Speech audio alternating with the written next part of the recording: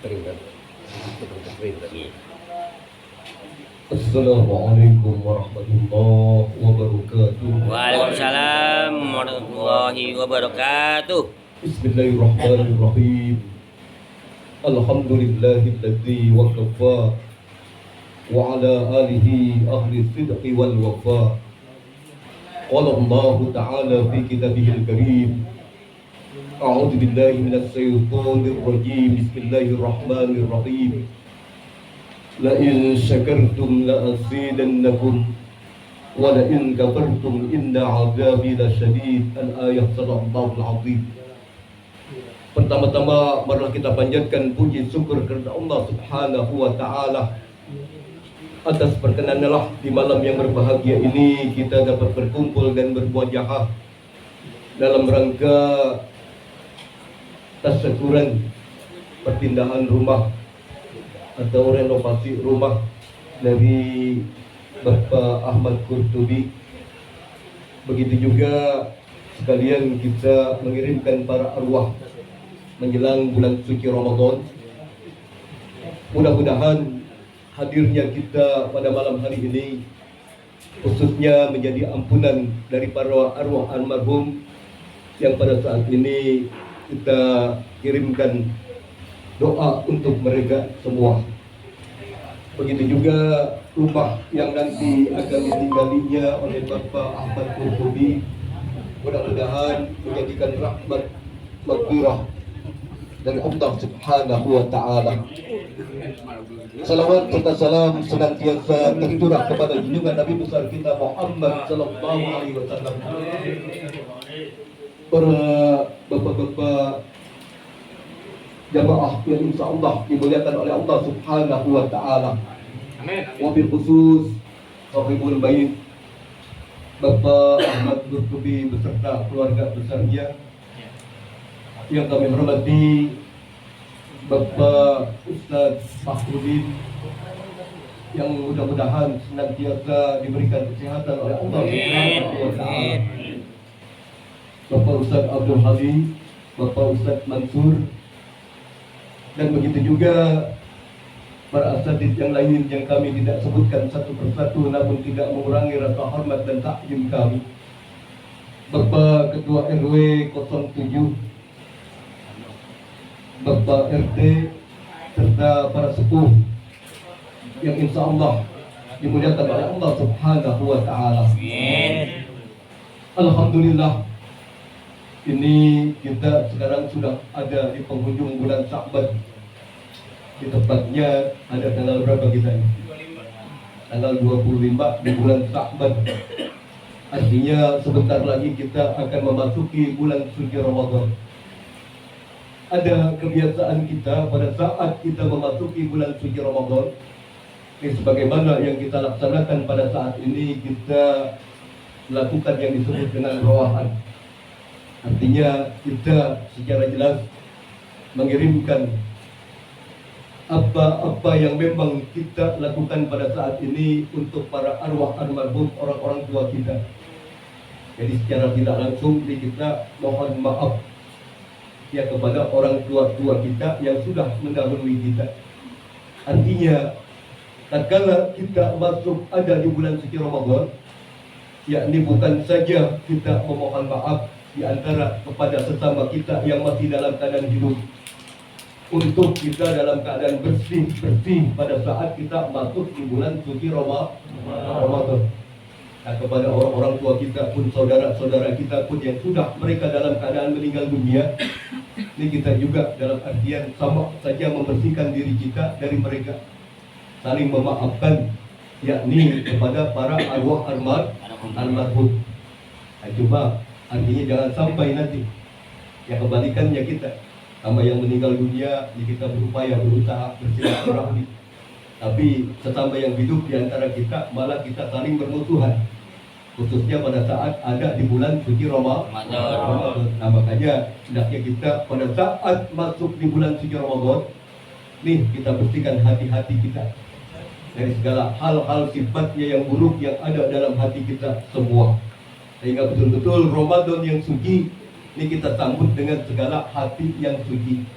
sehingga betul-betul kita mendapatkan apa yang ada di dalam bulan suci Ramadan.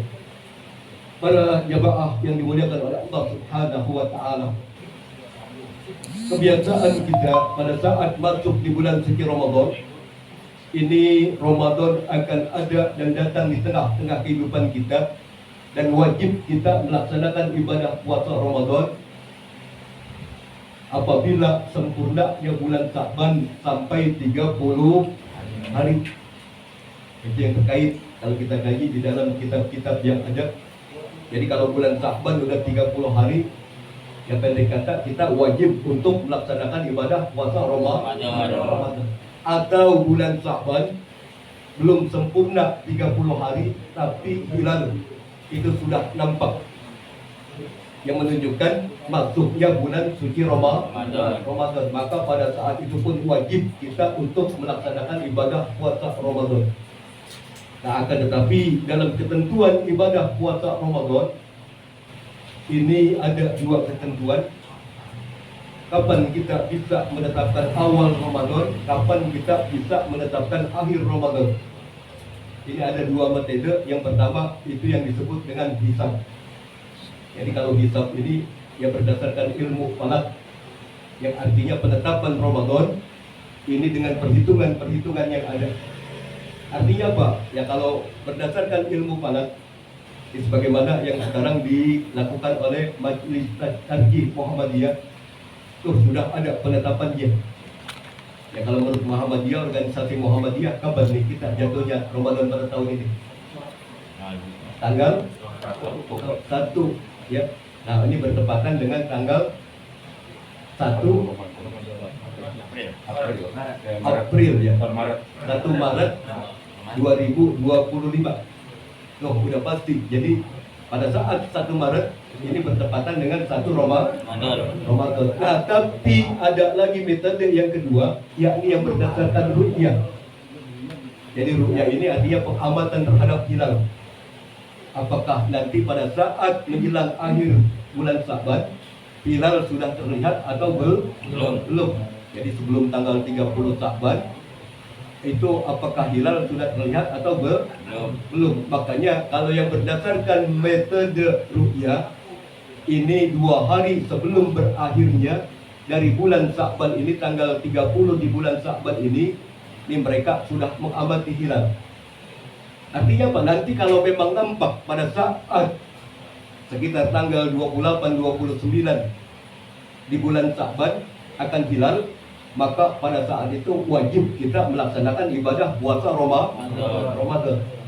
Nah, akan tetapi kalau hilal belum nampak antara tanggal 28-29, maka disempurnakan sampai 30 hari bulan Sa'ban.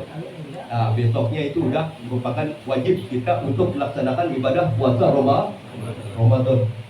Ini biasanya ya pemerintah Republik Indonesia di bawah Kementerian Agama biasanya menjelang awal Ramadan atau akhir Ramadan ini mereka melakukan sidang isbat yang dipimpin oleh Menteri Agama.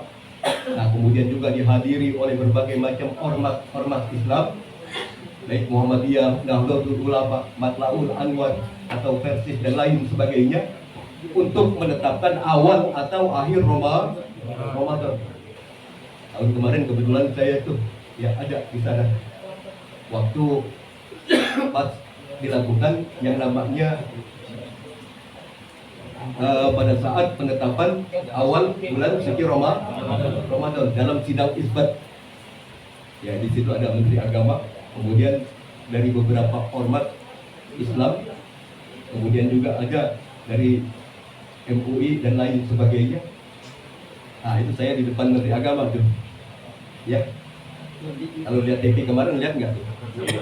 Saya ada di TV, lihat nggak ya? Lihat nggak? Ada yang lihat nggak? Nggak ada. Saya di depan Menteri Agama, makanya. Yang kebetulan di rumah. Di depan TV. Ya, di depan TV. Ya, emang nggak kelihatan di TV, Mbak.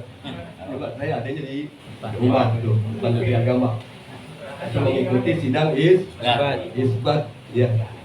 Nah, tatkala itulah maka dengan sidang isbat itu ditetapkan kapan awal akhir bulan suci Ramadan.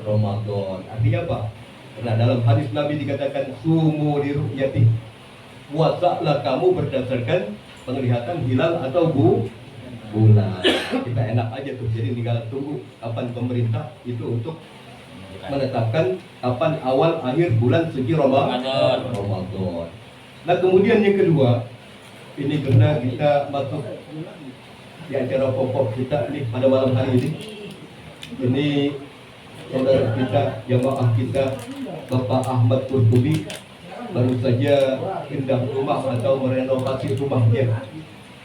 Nah, ini sudah barang tentu sebagai rasa syukurnya ini kita diundang di sini untuk saling berdoa. Mudah-mudahan rumah yang ditempatinya ini akan menjadi keberkahan, khususnya bagi keluarga yang pada saat ini menghuni rumah yang ada di dalamnya. Tatkala kita berbicara tentang rumah, memang kita enggak lepas dari suri tauladan kita, yakni Nabi kita Muhammad sallallahu alaihi wasallam. Kenapa? Karena kita sebagai orang-orang yang beriman, ini kita berpedoman mengacu dalam kehidupan kita dalam bidang apapun dengan apa yang dilakukan dan diperbuat oleh Nabi kita Muhammad sallallahu alaihi wasallam. Dalam Al-Quran Allah Subhanahu wa taala berfirman, "Laqad kana lakum fi Rasulillahi uswatun hasanah." Sungguh bagi kamu pada diri Nabi Muhammad SAW itu ada suri tauladan yang baik. Nah, termasuk Nabi pada saat Nabi menempati rumahnya dengan istri dan anak-anaknya. Tatkala itu Nabi mengatakan baiti jannati, rumahku adalah surgaku. Dan kalau kita lihat rumah Nabi bagus nggak? Bagus nggak? Ya sampai sekarang masih ada tuh. Ya gambaran bekas rumah Nabi kita Muhammad SAW. Dalamnya penuh kemewahan dengan alat-alat look apa enggak kira-kira? Enggak ada. Nah, tapi kenapa dari rumah yang seperti itu keluar kata-kata baiti jannati, rumahku adalah surgaku. Nah, ini ada suatu penjelasan dari Yaib bin Sabit pada saat beliau ada di rumah Nabi kita Muhammad SAW. Ini kemudian beliau mengatakan, selama aku ada di rumah Nabi Muhammad SAW, di rumah Rasulullah, pada saat itu enggak pernah aku melihat yang namanya Nabi bertengkar dengan istrinya dengan kata-kata yang kasar. Itu yang dirasakan oleh Zaid. Nah, oleh karena itu bermengacu dengan keadaan rumah, fungsi rumah yang pada saat kita tempati, ini rumah bukan saja tempat untuk meneduh kita dari panasnya matahari atau dari lebatnya hujan, tapi rumah mempunyai fungsi bagi kita sebagai orang-orang yang beriman. Yang pertama, rumah ini merupakan fungsi bagi kita sebagai orang-orang yang beriman agar kita bisa mampu mendidik anak-anak kita dalam kehidupan keseharian kita. Karena dari rumah inilah kita bisa mendidik anak-anak kita agar menjadi anak-anak yang soleh. Artinya mereka dalam keadaan yang taat kepada kedua orang tua, taat kepada Allah Subhanahu wa taala, dan melakukan dari segala apa yang mereka perbuat itu sesuai dengan ketentuan ajaran agama. Yang pertama, fungsi rumah, jadi fungsi pendidikan, fungsi tarbiyah untuk mendidik anak-anak kita. Nah, begitu juga akhirnya apa? Tatkala kita ada dalam kehidupan di rumah kita masing-masing, ini kita hendaknya memperlihatkan akhlak kita, perbuatan kita kepada anak-anak kita agar mereka tahu bagaimana fungsi kita sebagai orang tua, antara kita sebagai ibu bapak, yang pada akhirnya ini menjadi suri tauladan bagi mereka. Mungkin di suatu saat ya kita bisa aja dalam keadaan berantem sama istri. Pernah nggak kita? Pernah nggak ribut sama istri? Sering. Ya. Nah, kalaupun misalnya kita ribut sama istri kita, karena fungsi rumah ini sebagai pendidikan, maka jangan kita tampakkan kalau kita dalam keadaan ribut sama istri. Anak jangan sampai tahu. Agar apa nanti kalau mereka sampai akhirnya berumah tangga, itu mereka pun sama seperti kita. Jadi kadang-kadang, ya walaupun di rumah, ya kadang-kadang cakar-cakaran. Omong gede-gedean antara suami istri, anak liatin aja. Ada begitu kira-kira? Ya di sini nggak ada, kali di Solo, Cikarang. Ya. Di sini ada nggak? Ah, kalau banyak berarti orang Cikarang tidak sini. Ya. Itu kan. Jadi usahakan. Jadi kalau misalnya kita dalam keadaan bertengkar, jangan sampai diketahui oleh anak. Yang bisa saja dalam keadaan kita bertengkar, tiba-tiba ada tamu datang. Nah akhirnya apa? Karena saking kita marahnya sama istri, suami marah sama istri marah sama suami, akhirnya tatkala kalau memang rumah kita jadikan sebagai tempat pendidikan, jangan kita tampakkan kemarahan kita pada orang yang datang tamu kita. Walaupun marahnya bagaimanapun, tatkala ada tamu datang, kita sambut tuh. Ya dengan senyum yang manis. Jadi jangan sampai kita tetap dalam keadaan muka yang masam. Akhirnya apa? Tamu pun nggak tahu kalau kita dalam keadaan ribut. Bila perlu kita paku-pakuan sama istri kita ada, supaya dibilang harmonis kan gitu. Ya padahal kita masih dalam keadaan ribut. Yang pertama, hendaknya kita jadikan rumah kita ini sebagai tarbiyah, tempat pendidikan. Kemudian yang kedua, rumah ini juga adalah merupakan suatu bentuk bagi kita sebagai orang-orang yang beriman, nih sebagai tempat ibadah bagi kita sebagai orang-orang yang beriman. Kenapa? Karena dalam hadis Nabi dikatakan wala taj'alu buyutakum qubura. Jangan kamu jadikan rumah kamu sebagai kuburan. Artinya apa? Rumah yang nggak pernah dibacakan Al-Quran, rumah yang nggak pernah dijadikan tempat sholat, itu nggak ubahnya bagaikan kuburan. Nah makanya ini kita yang laki-laki ini, ya kalau perempuan memang nggak ada ya kewajiban atau keutamaan dia sholat di masjid atau di musola. Tapi kalau kita laki-laki ini khususnya la sholata jarul lijarul masjid illa fil masjid. Tidak sempurna bagi tetangga masjid yang laki-laki kecuali mereka sholat di masjid atau di musola. Jadi artinya apa? Ya kalau kita sholat yang 5 waktu nih, kita sholat di rumah yang laki-laki, sholat kita kurang afdol, kurang sempurna. Apa maknanya? Ya kalau yang dibilang kurang sempurna berarti dalam keadaan nanti ada yang kurang. Makanya kalau kita tuh sholat fardu, dari sholat yang 5 waktu, Johor, Asar, Maghrib, Isya, Subuh, hendaknya di masjid atau di musola. Ya masalahnya sekarang kalau kita lihat, Subuh penuh nggak di musola? Penuh. Yang kuat. Ya. Ya masuk. Penuh nggak? Masjid penuh nggak? Penuh. Nah ini kalau memang melihat hadis Nabi ini, pasti mereka itu akan berlomba-lomba untuk melaksanakan sholat dalam keadaan jamaah baik di masjid atau musola. Nah akan tetapi terus dijelaskan oleh para asatid, para ulama. Nah tetap aja keadaannya begini-gini aja. Ya musola itu banyak di dekatnya rumah-rumah. Tapi kalau subuh cuma beberapa orang. Ya maghrib beberapa orang. Nah bagaimana hendaknya kita menjadikan masjid musola ini sebagai tempat ibadah kita, yakni dari ibadah-ibadah yang sifatnya fardu. Nah akan tetapi kalau kita mau melakukan ibadah sunnah, itu lebih afdol pada saat kita melakukannya di rumah. Makanya jadikan rumah kita nih sekali-kali. Habis sholat fardu, misalnya sholat maghrib di masjid atau di musola, kemudian pulang kita sholat sunnah ba'diyah maghrib. Ada yang begitu kira-kira di sini? Ada nggak? Ada banyak. Ya pulang mau pulang habis maghrib. Ya cuma nggak apa-apain di rumah juga. Nah sebetulnya itu kalau kita mau lebih utama, kita jadikan rumah kita sebagai tempat sholat, jadikan rumah kita untuk tempat sholat sunnah.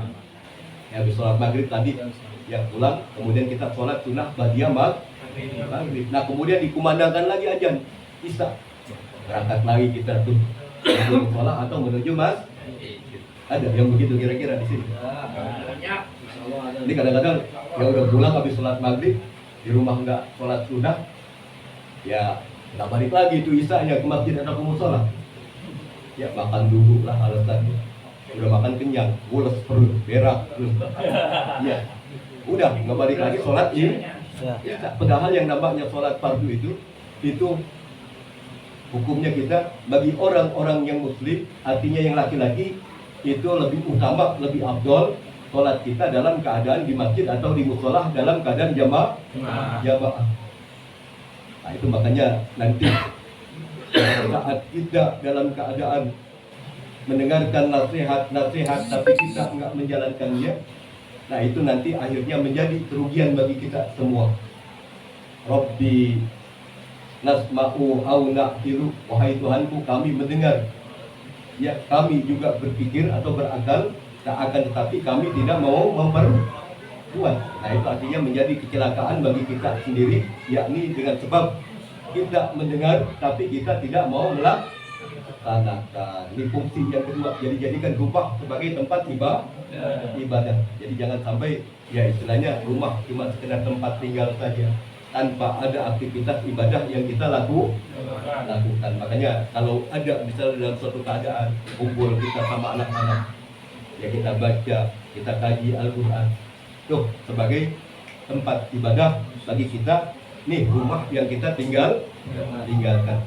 Mudah-mudahan, nah ini rumah yang pada saat ini ditempati oleh Bapak Kurtubi beserta keluarganya, ini diberikan keberkahan oleh Allah Subhanahu wa Ta'ala. Begitu juga menjadikan rumah yang betul-betul dari rumah ini akhirnya keluar bagaimana apa yang dikatakan oleh Nabi kita Muhammad SAW, baiti jannati, rumahku adalah surga. Mudah-mudahan menjadikan keberkahan, dan begitu juga dengan kita berkumpulnya pada malam hari ini menjadikan doa untuk Bapak Kurtubi beserta keluarganya senantiasa diberikan kesehatan oleh Allah Subhanahu wa Ta'ala. Begitu juga kita yang hadir pada saat ini ditambahkan rezeki kita, diberkatkan rezeki kita oleh Allah Subhanahu wa Ta'ala. Dan hanya itu yang saya bisa sampaikan, dan saya akhiri, wallahu khairul muwaffiq lakum bithoriq. Wassalamualaikum warahmatullahi wabarakatuh. Waalaikumsalam.